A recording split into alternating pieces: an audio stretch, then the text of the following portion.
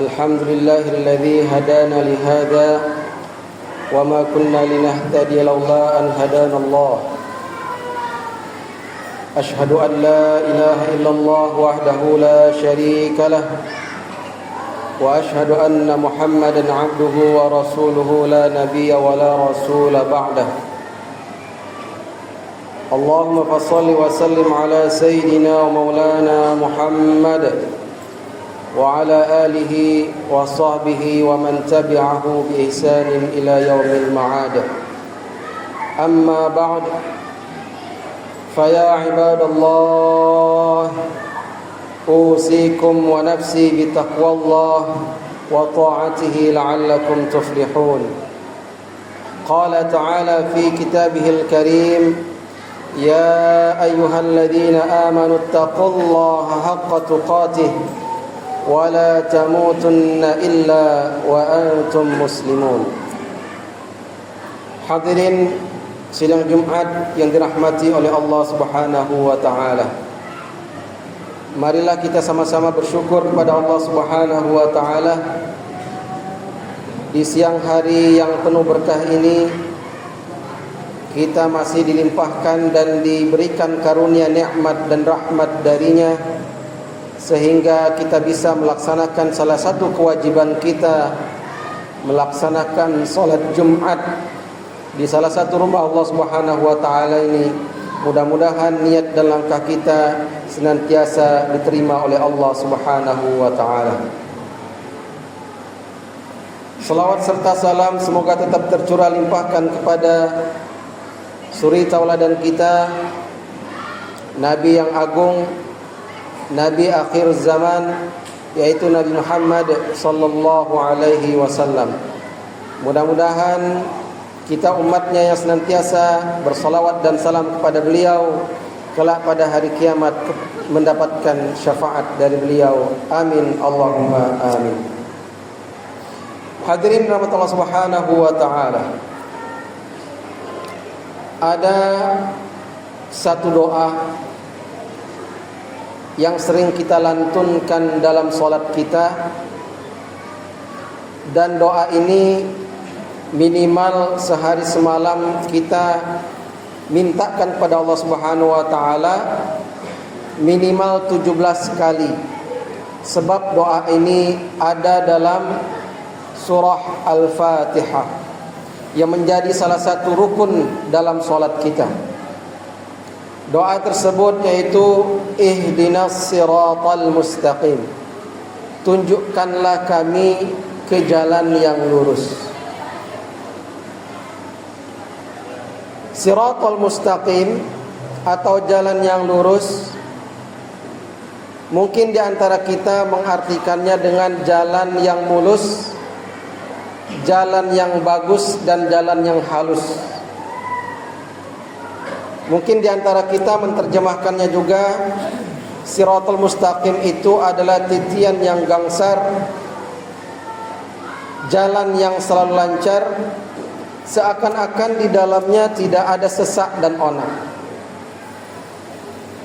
Dan seakan-akan dalam Siratul Mustaqim itu semua doa akan cepat dikabulkan, segala permintaan akan diberikan, dan setiap keinginan akan didapatkan.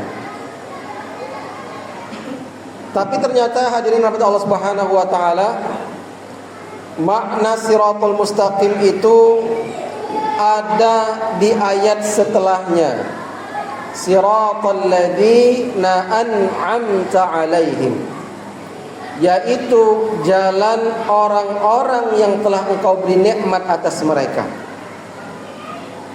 Pertanyaannya, siapakah orang-orang yang telah Allah beri nikmat atas mereka? Maka kita akan dapati dalam surah An-Nisa ayat 69, Allah Subhanahu wa taala berfirman, "Wa may yuti'illaha wa rasulahu faulaika ma'al ladzina an'ama Allahu minan nabiyyin wasiddiqin wasyuhada'i wassalihin wa hasuna ulaika rafiqa." barang siapa, kata Allah Subhanahu wa taala, yang mentaati Allah dan Rasulnya, maka mereka akan bersama dengan golongan yang telah Allah beri nikmat atas mereka, yaitu pertama para nabi, yang kedua para siddiqin, yang ketiga para syuhada, dan yang keempat para sholihin. Berarti hadirin rahmat Allah Subhanahu wa taala, jalan yang lurus, siratul mustaqim, adalah jalannya para nabi, mulai dari Nabi Adam alaihi salam sampai kepada nabi yang terakhir, yaitu Nabi Muhammad sallallahu alaihi wasallam. Berarti juga siratul mustaqim artinya jalannya orang-orang siddiq, orang-orang yang senantiasa jujur dan berbuat kebenaran, dan juga jalannya para syuhada, orang-orang yang mati syahid di jalan Allah Subhanahu wa taala. Berarti juga jalannya para sholihin, yaitu orang-orang yang senantiasa beramal soleh. Mari kita lihat bagaimana jalannya para nabi. Misalnya Nabi Nuh alaihi salam. Beliau adalah salah satu nabi ulul azmi. Beliau adalah nabi yang sangat gigih, yang sangat bersungguh-sungguh dalam mendakwahkan Islam kepada umatnya. Tapi kita kalau melihat sejarah Nabi Nuh alaihi salam, beliau mendakwahi kaumnya siang dan malam, sendiri ataupun berjamaah. Diabadikan oleh Allah Subhanahu wa taala dalam surat Nuh. Allah Subhanahu wa taala berfirman bahwa Nabi Nuh alaihi salam mengatakan, "Rabbi inni da'awtu qaumi lailan wa nahara falam yazidhum du'ai illa firara." Ya Rabb, aku telah mendakwahi kaumku siang dan malam, tapi tak ada dari mereka yang mau menerima seruanku. Kemudian Nabi Nuh mengatakan, wa inni da'atuhum litaghfira lahum. Saya mendakwahi mereka supaya Engkau ya Allah memberikan ampunan kepada mereka. Akan tetapi kaum Nabi Nuh tersebut ja'alu asabi'ahum fi adhanihim, meletakkan jari-jari mereka di telinga mereka, menandakan mereka menolak dakwah Nabi Nuh alaihi salam. Wastawshaw thiyabahum, dan mereka menjadikan pakaian mereka menutupi muka mereka dan kepala mereka. Wa asarru wastakbaru istikbara, dan mereka semakin berpaling dan mereka semakin menyombongkan diri mereka. Ini menandakan bahwa jalannya para nabi, jalannya Nabi Nuh alaihissalam tidak gampang dan tidak mudah, akan tetapi penuh dengan onak dan duri, bahkan cacian, hinaan dan juga pelecehan terhadap dakwah yang beliau berikan kepada umat-umatnya. Kalau kita lihat juga dakwahnya para syuhada, para sholihin, orang-orang yang mati syahid di jalan Allah Subhanahu wa taala, jalannya orang-orang yang senantiasa beramal soleh. Mereka juga sebagaimana yang dialami oleh salah seorang sahabat Rasulullah sallallahu alaihi wasallam yang bernama Khabbab ibnu Al-A'rad, seorang pandai besi. Beliau mengadu kepada Rasulullah sallallahu alaihi wasallam di tengah sisaan yang beliau alami, karena beliau mempertahankan kalimat la ilaha illallah.